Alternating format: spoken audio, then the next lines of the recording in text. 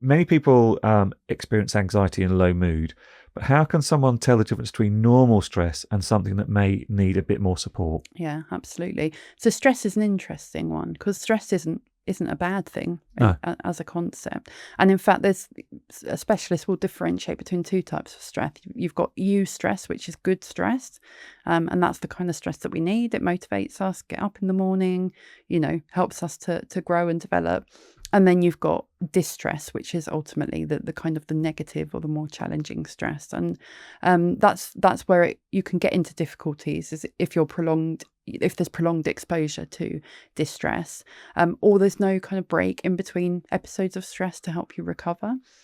So how someone might be able to identify that distress is now having a negative impact or an adverse impact on their life.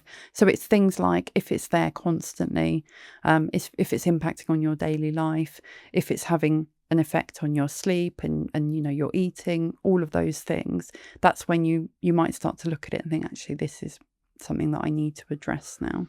Can something like that creep up on you without you realizing? Absolutely. Yeah. What 100%. what are how would you, if it's a slow creep, how would you know?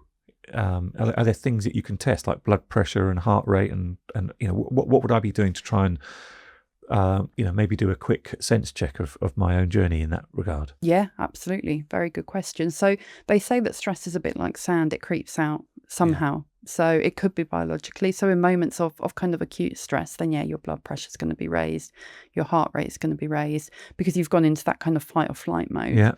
But I think when we talk about chronic stress is potentially what we're discussing here, which is that kind of more low level stress that's there continuously and you're always aware of it, or you may not be aware of it because you've kind of learned to live with it. Yeah. It's a bit more insidious, more difficult to detect.